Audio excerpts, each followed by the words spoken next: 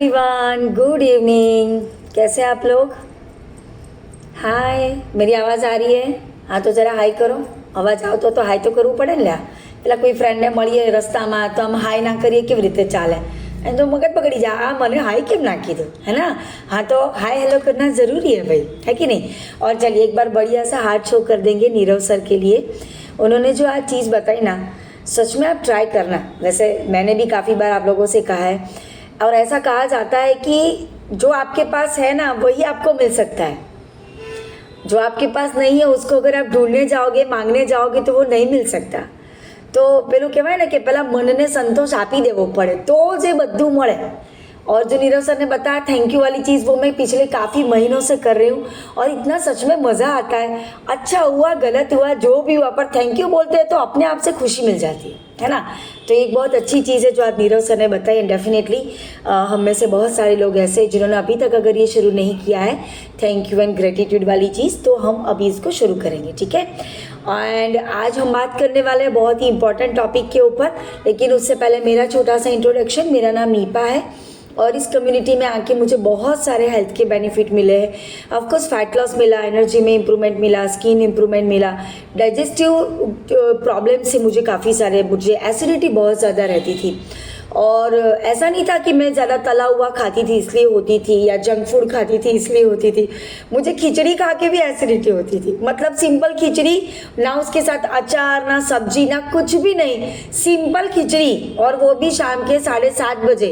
फिर भी रात को 1:30 बजे एसिडिटी होती थी और इतनी बुरी हालत होती थी कि रात को बिस्तर से उठ के वो उसकी एसिडिटी की दवाई लेने जाना हो ना तो मुझे आजू बाजू में किसी को ढूंढना पड़े, मैं वो भी लेने नहीं जाती थी। लेकिन थैंक्स टू दिस कम्युनिटी बहुत अच्छा मुझे उसमें चेंज मिला। आज वो एसिडिटी की प्रॉब्लम मेरी नहीं रही और उसके साथ मुझे जो यहाँ पे एक सबसे बड़ा कॉन्फिडेंस वाला जो एक रिजल्ट मिला वो ये था कि मेरे दोनों घुटनों में एक्सीडेंटल इंजरी की वजह से प्रॉब्लम था। प्रॉब्लम ये था कि एक घुटने के लिगामेंट डैमेज है, मतलब काफ़ी सारे डैमेज होने की वजह से वो मेरा पैर कभी भी सीधा स्ट्रेट खड़ा नहीं हो पाता था। और उसी की वजह से, क्योंकि एक पैर पे आप सीधे खड़े नहीं रह पाते, तो नॉर्मली क्या होता है, एक पग दुखतो હોય तो શું કરીએ આપણે? ऊपर રહેવાનું तो बंद करवाना नहीं, तो हम क्या करेंगे, दूसरे पैर के ऊपर वजन रख के खड़ा होना चालू हो जाएगा, मतलब हमारा रूटीन काम हम करने लगते हैं। और उसी के चक्कर में मेरे दूसरे पैर के घुटनों की जो गादी रहती है ना, जिसको हम लिक्विड फ्लूइड बोलते हैं, या डॉक्टर के पास जाएंगे तो डॉक्टर बोलता है कि गादी घसाई गई है, वो गादी मेरी हुई डैमेज। और ये दोनों प्रॉब्लम के चक्कर में हमारी हालत ऐसी थी, चलने के वांधे, दौड़ने के वांधे, पलोठी मार के बैठने के वांधे, सीढ़ियाँ चढ़ने के वांधे, मतलब क्या सारी चीज़ों के वांधे ही हो गए थे। मुझे कहीं पर भी जाना होता था ना तो इतने सारे प्रोटेक्शन रख के मुझे जाना पड़ता था। लेकिन thanks to this community, thanks to coach guidance, thanks to all healthy lifestyle and thanks to this amazing nutrition, सारे न्यूट्रिशन की वजह से आज ये सारे प्रॉब्लम में से 90% का छुटकारा मिल चुका है। वैसे मैं 100% कह सकती हूँ, लेकिन वो कोई कहते हैं ना, कभी कभी खुद के लिए बहुत ज़्यादा प्राउड फील करना भी अच्छी बात नहीं है, खुद की बुरी नज़र लग जाती है, तो मैं 10% बचा लेती हूँ कि 90% तक सही हो गया तो 10% क्या खुद की बुरी नज़र नहीं लगती, है कि नहीं? लेकिन अगर आप में से कोई ऐसा है जिनको अभी ऐसे कोई भी हेल्थ इश्यूज़ है और अभी उसमें उतना सुधार नहीं है, बट मैं सिर्फ इतना कहूँगी कि अगर आए हैं ना तो जब तक सुधार ना मिले हिलना नहीं है, क्योंकि यहाँ से कुछ भी मैजिक हो सकता है, कभी भी मैजिक हो सकता है, और लाइफ में कब कितना बड़ा चेंज आएगा ना वो आपको पता भी नहीं चलेगा अगर आपने आज से एक अच्छा हेल्दी रूटीन फॉलो करना और उसको कंसिस्टेंसी से फॉलो करना कंटिन्यू रखा तो, राइट? चलिए आज के टॉपिक की तरफ आगे बढ़ेंगे। अच्छा मुझे बताइए, आज के टॉपिक में जाने से पहले कितने लोग ऐसे हैं जिनको ये कम्युनिटी में आने से पहले आपको ऐसा था कि बार बार सूजन आ जाती थी, रात को सो के जब सुबह उठेंगे तो चेहरे पे सूजन आ जाना, पफीनेस हो जाना, पेलू यहाँ कहेवाय ने आँखोनी नीचे सो जाई गया हो એવું लागे, ऐसा कभी किसी को होता था? पैरों में सूजन आ जाना बहुत ज़्यादा, और प्रॉब्लम हेल्थ की कोई नहीं थी बट पैरों में सूजन आ जाती थी, ऐसे कोई था? अभी अगर किसी को ऐसा होता है तो, या आपके फैमिली रेफरेंस में, कोई बात नहीं, मतलब किसी को या तो हुआ नहीं है और या तो आपको पता नहीं है कि ऐसा कुछ होता है। हाँ, समीना जी ने हैंड रेज किया है, तो चलिए एक बार ज़रा समीना जी से सुनते हैं कि उनका एक्सपीरियंस क्या कहता है। ये समीना जी बताइए, एंड जब तक समीना जी शेयर करते बाकी के जितने लोगों के कैमरा बंद है, आई मे रिक्वेस्ट आप कैमरा ऑन कर दीजिए, क्योंकि कैमरा ऑन करेंगे ना तो ये 1 घंटा जो आप खुद के लिए दे रहे हो उसका कोई वैल्यू और वर्थ रहेगा, अदरवाइज कोई मतलब नहीं है ना। वो घर में कभी कभी होता है ना, घर वाले बोलेंगे चलो मैंने तो आज टीवी लगाया, टीवी में मूवी लगाई है मस्त वाली, मम्मी बोलेगी मैं क्या करूँ, मैं तो किचन में थी, मेरे तो कोई काम का ही नहीं था। तो आपके लिए भी यही हालत होगा, तो बेटर है कैमरा ऑन कर दीजिए। ये समीना जी बताइए। हाँ, मुझे इस कम्युनिटी में ज्वाइन होने से पहले जैसा आपने कहा ना, सुबह उठने से पहले मुंह सूजा जाना, आँख नीचे सो जा, पैरों में सूजन बहुत रहती थी। अभी की वो प्रॉब्लम मेरा सॉल्व हो चुका है। Very good. चलिए सबसे पहले तो समीना जी के लिए एक बार बढ़िया सा क्लैपिंग करेंगे, क्योंकि उनका जो चैलेंज था ना वो अभी सॉल्व हो चुका है। वैसे समीना जी आपने कितना वेट लॉस किया ये कम्युनिटी में आके? 11 kg वेट लॉस। 11 kg, वाह, उसके लिए तो बढ़िया हार्ट बनता है भाई, है ना। 11 किलो का वेट लॉस ये कोई छोटी बात नहीं है, लोगों की मतलब सालों निकल जाते हैं वो 11 किलो तक पहुंचने के लिए, और उसमें भी उतना अच्छा वेट लॉस नहीं मिलता जैसे उनको हेल्थ का सॉल्यूशन मिला वैसा नहीं मिलता, तो ये बहुत अच्छी बात है। जब देखिए सबसे पहले तो जो समीना जी ने बताया कि रात को सोने के बाद जब सुबह उठते हैं तो चेहरे पे सूजन आ जाती है, या आंखों के नीचे बहुत ऐसे सूजन सूजन जैसा लगता है, मुंह एकदम बड़ा बड़ा सा सुबह के टाइम पे एकदम बड़ा बड़ा लगता है, फिर पूरे दिन में उतना नहीं लगता, उसको कहते हैं वाटर रिटेंशन या तो फ्लूइड रिटेंशन, है ना, जिसको हम नॉर्मल लैंग्वेज में सूजन बोलते हैं। एक्चुअली सूजन 2 तरीके की होती है। एक सूजन होती है जो एक्यूट सूजन है, मतलब आपको कुछ लग गया, जैसे मान लीजिए आपका सिर कहीं पे टकरा गया और अगर यहाँ पे बड़ा सा स्वेलिंग आया, उसको सूजन बोलते हैं। लेकिन ये जो हमारा रात को सोने के बाद जो चेहरे पे ऐसे फूला फूला सा लगता है, उसको अगर कभी आपने टच करके ट्राई किया ना, तो आप ऐसे टच करेंगे ना तो पूरी उंगली ऐसे अंदर चली जाएगी, है ना। लोगों के पैरों में जब सूजन आती है तो उधर आप अगर उंगली दबाएंगे ना तो वो पूरी उंगली ऐसे दबेगी बाहर आएगी, वो बलून में होता है ना वैसा, और इसीलिए उसे बोलते हैं वाटर रिटेंशन या तो फ्लूइड रिटेंशन। ओके, और ये वाटर रिटेंशन या तो फ्लूइड रिटेंशन जो भी है, उसके होने के पीछे बहुत सारे रीजन है। आप में से कितने लोग हैं जो डायरी पेन लेके बैठे हैं? लेके बैठे तो लिखिए, नहीं लेके बैठे तो ले लीजिए। क्यों? क्योंकि कुछ कुछ चीज़ें ऐसी होती है ना जो हमारे लिए टॉपिक्स नए रहते हैं, हमें इन्फॉर्मेशन अच्छी लगती है, लेकिन जब एक्चुअली हमें उसके नॉलेज की रिक्वायरमेंट होती है ना, तब वो हमारे पास होता नहीं है। तो बेटर लिखे हुए 2-4 पॉइंट भी रहेंगे ना, तो कभी गलती से खुद के लिए या फैमिली मेंबर के लिए कभी भी ऐसी सिचुएशन आई ना, आप फटाक से खुद की डायरी खोल के अपना सोल्यूशन निकाल सकते हैं। तो अगर डायरी नहीं है तो डायरी लेके बैठ जाइए। चलिए, सबसे पहले वाटर रिटेंशन होने के पीछे का सबसे पहला कारण होता है हाई सॉल्ट, मतलब हाई सोडियम इंटेक।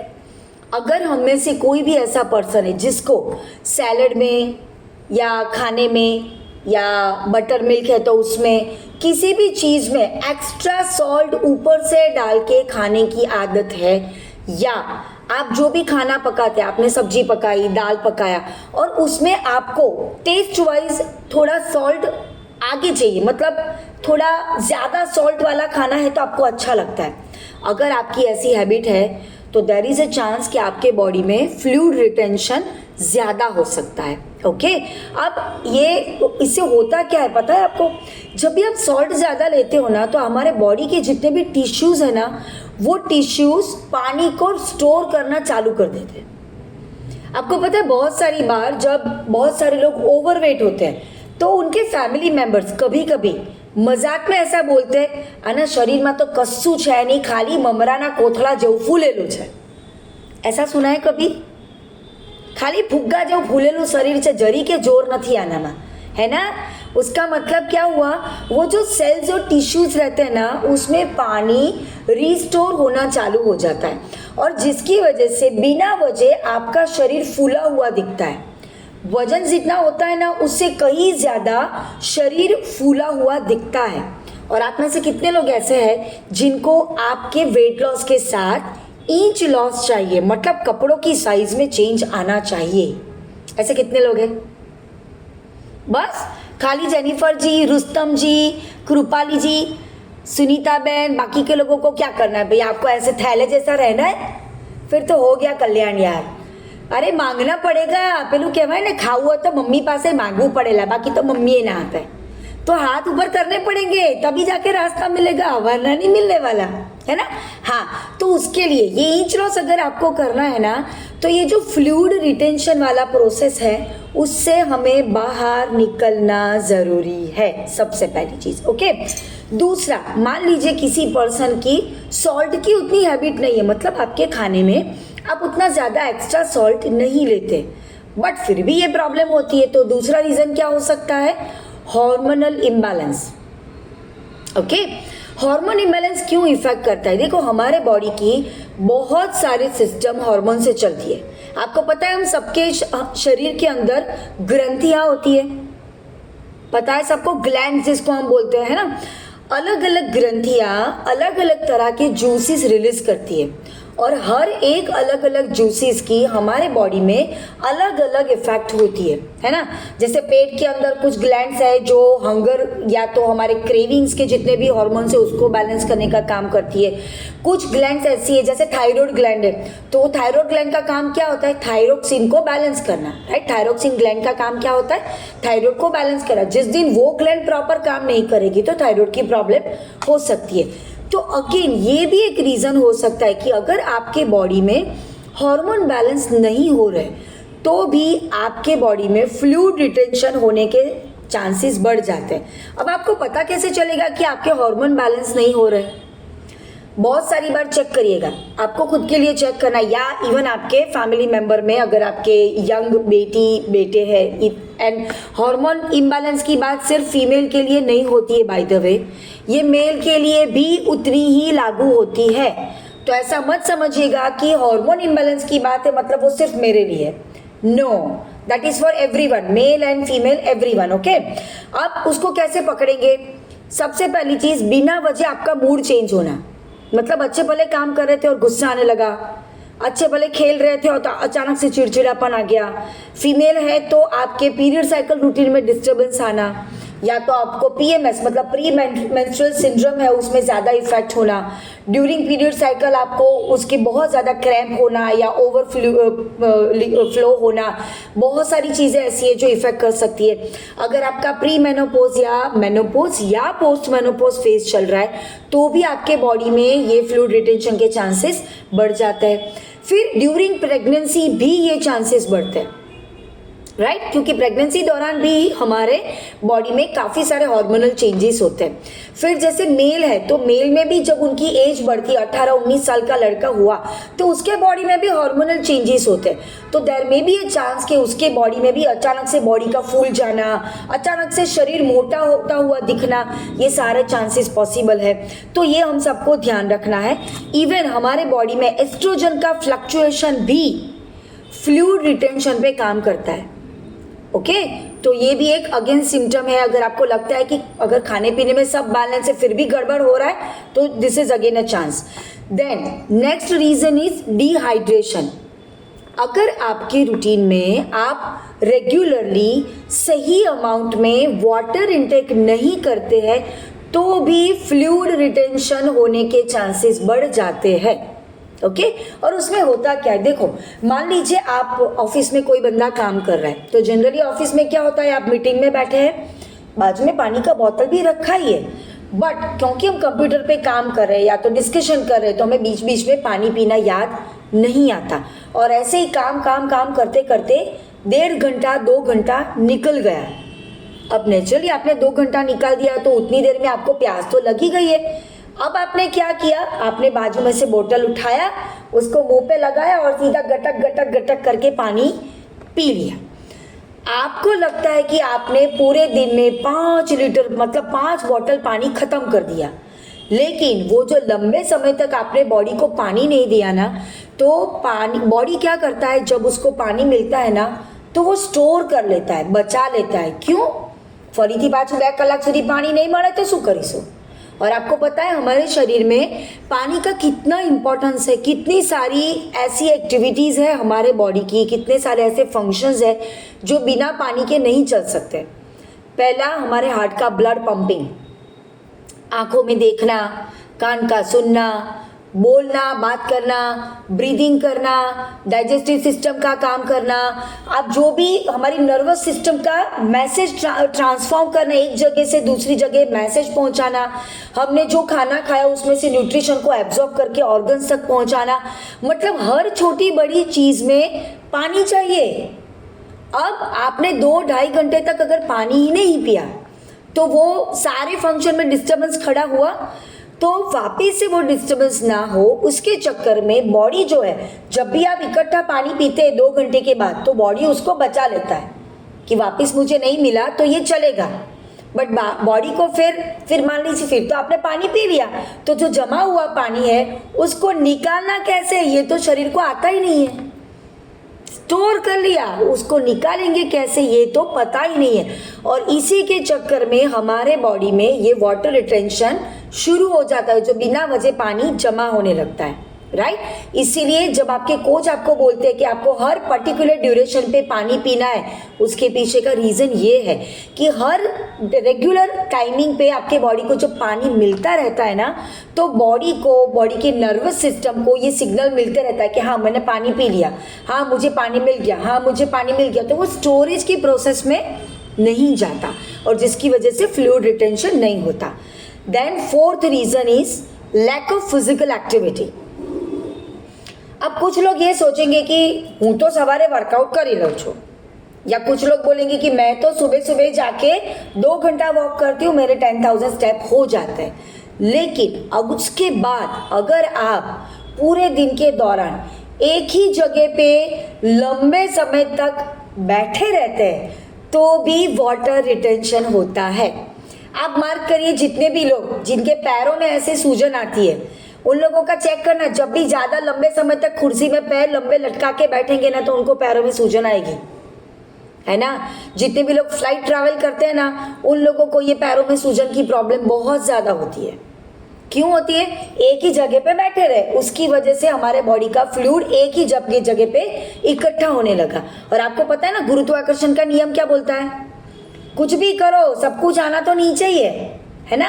तो ये फ्लूइड रिटेंशन होने लगता है और इसी वजह से पूरे दिन के दौरान आप ट्राई करिए, आपका ऑफिस वर्क रहता है या घर पे आपके पास कुछ ज़्यादा काम नहीं है ना, तो कंपलसरी मोबाइल के अंदर रिमाइंडर लगाओ। At least just after 45 minute to 1 hour आपको खड़े होना है, थोड़ा सा बॉडी को स्ट्रेच करो, थोड़ा मूवमेंट करो, गैलरी में जाके आओ, अगर आप फ्लैट पे रहते हो तो एक आध फ्लोर नीचे जाके वापस ऊपर आ जाओ, घर के अंदर ही 2 चक्कर लगा लो, ऑफिस में हो तो एक राउंड लगा के वापस आके बैठो। बॉडी का मूवमेंट होना ज़रूरी है, राइट। उसके बाद नेक्स्ट रीज़न इज, अगर आपकी गट सिस्टम सही नहीं है और अगर आपके शरीर में बार बार इन्फ्लेमेशन की प्रॉब्लम होती है तो वाटर रिटेंशन के चांसेस बढ़ जाते हैं। अब ये पता कैसे चलेगा? अगर आपको बहुत ज़्यादा ब्लोटिंग रहता है, अगर आपको स्टमक इन्फेक्शन बहुत बार बार हो जाता है, या आपको वो बोलते हैं ना बार बार कॉन्स्टिपेशन की प्रॉब्लम होना, कुछ गलत सलत खाया और आपको तुरंत डायरिया हो जाना, थोड़ा सा खाने का रूटीन डिस्टर्ब हुआ और आपके स्टमक में डिस्टर्बेंस हो गया, ये सारी चीज़ें आपकी गट हेल्थ को सिंबलाइज करती है, जो कि सही नहीं है। तो उसको सही करना ज़रूरी है। और आपको पता है अगर ऐसी कोई सिचुएशन है ना, अगर आपने अपने रूटीन में प्रोबायोटिक को ऐड कर दिया तो ये ना सिर्फ आपकी गट हेल्थ को सही करेगा बट वो साथ में आपके इन्फ्लेमेशन को भी कंट्रोल करेगा। बार बार ऐसी होने वाली स्वेलिंग जो आपके फेस के ऊपर जो पफीनेस आ जाता है ना, वो उसको भी प्रिवेंट करने में आपको हेल्प कर सकता है। एंड ऑफ कोर्स आपको फैट लॉस में, इंच लॉस में रिजल्ट मिलेगा, वो तो अनबिलीवेबल है, राइट। तो ये एक और रीज़न है जिसको हमें ध्यान में रखना है। उसके बाद का जो रीज़न है that is maximum intake of refined carbs and refined sugar. अब जब भी ऐसे शुगर की बात आती है ना तो लोग क्या बोलेंगे, अरे हमें तो खाड़ खाता नहीं। कितने लोग ऐसे जिन्होंने ये कम्युनिटी में आने के बाद शक्कर खाना बंद कर दिया? मतलब ઘરમાં ખાંડનો વપરાશ જ ઘટી ગયો, ખર્ચ જ બચી ગયો। मैं मेरे घर की बात करूं, मेरे घर पे पहला कैसा होता था, 5 किलो की शक्कर की ऐसी वो थैली आती थी और वो करीबन लगभग 2 महीने में नई लानी पड़ती थी। अभी का सिनेरियो पूरा पलट चुका है। अभी का सिनेरियो ऐसा है, 1 किलो की शुगर की थैली तो 5-6 महीने 7 महीने आराम से चलती है ना। लेकिन यहाँ पे मैं बात ये शुगर की नहीं कर रही हूँ, मैं यहाँ पे क्या बात कर रही हूँ, सारे पैकेट फूड अगर आप खा रहे हैं, आपके फैमिली में कोई भी खा रहा है, बच्चों को आप कहीं पर भी बाहर जा रहे हो और आप खिला रहे हो, या तो पैकेट वाले जितने भी नाश्ते, ये सारी रिफाइंड कार्ब्स और रिफाइंड शुगर वाली चीज़ें हैं। कभी कभी हमें लगता है कि 10 रुपए के वेफर के पैकेट में क्या होने वाला है, लगता है ना। मुझे एक चीज़ बताइए, जहर को असर करने के लिए एक बोतल डालना ज़रूरी होता है क्या? वो तो 4 बूंद ही गायब तो गए काम से, खत्म। वो सांप ने एक बार यूं डंक मार दिया, गए, फिर तो 4 बूंद भी हमारे बॉडी को खलास कर सकती है ना।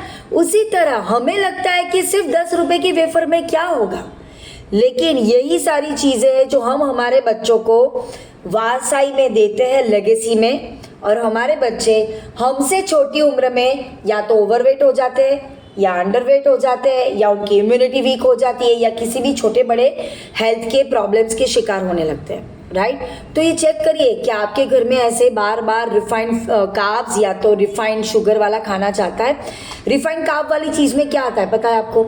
सारे बेकरी आइटम्स और बाहर मिलने वाले सारे क्रंची वाले नाश्ते, क्योंकि उस सब में मैदा यूज़ होता है, और maida is simple refined carbohydrate, right. तो चेक करिए, अगर आपके रूटीन में ये जाता है ना, उससे बचिए। कभी कभी हमें लगता है थोड़ा सा खाना, पर ये थोड़ा सा खाना ही सारी मुसीबतों की जड़ होता है, और जब वो प्रॉब्लम बाहर दिखनी शुरू होती है ना, उस दिन वो प्रॉब्लम इतनी बड़ी हो जाती है कि वो आपके कंट्रोल में नहीं रहती। Okay, now next reason is nutrient deficiency. કભી કભી અમે लगता है હું તો બધું જ સરસ ખાઉં છું, હું ફ્રૂટ પણ ખાઉં છું, હું સैलेड પણ ખાઉં છું, હું કઠોળ પણ ખાઉં છું, या तो दूध भी पीती हूँ, सब कुछ है ना, फिर भी वजन कम नहीं होता।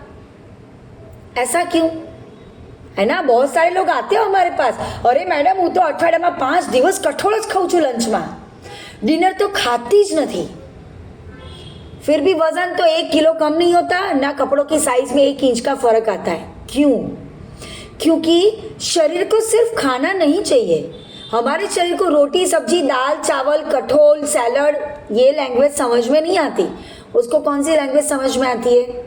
उसको प्रोटीन, वाइटामिन्स, मिनरल्स, ओमेगा 3 या हेल्दी फैट या कार्बोहाइड्रेट, ये वाली लैंग्वेज समझ में आती है। और आपको क्या लगता है आज के ज़माने में हम जो खाना खाते हैं, क्या उसमें से सच में सारे पोषण हमें मिलते हैं? पूछिए जरा आपके घर के जितने भी बुजुर्ग हैं ना, दादा दादी, उनको पूछिए, ए તમે પહેલા કેરી ખાતા હતા એ કેવી આવતી હતી?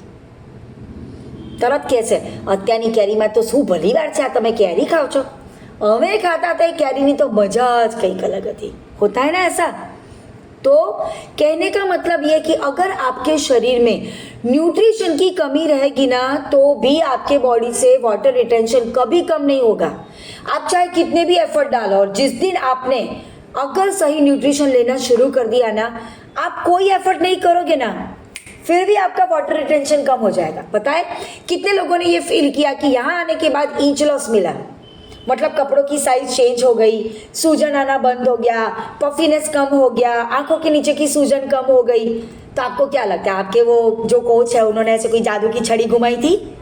नहीं, बट आपने जो हमारा सुबह का ब्रेकफास्ट लेना शुरू किया, या जो भी कुछ दूसरे सप्लीमेंट्स को अपने रूटीन में ऐड किया ना, उसकी वजह से जो न्यूट्रिशन डेफिशिएंसी होता था वो फुलफिल होने लगा, बॉडी को जो चाहिए था वो मिलने लगा, और बॉडी ने ऑटोमेटिकली आपको जो रिजल्ट चाहिए उसके ऊपर रिस्पॉन्ड करना चालू कर दिया। समझ में आया?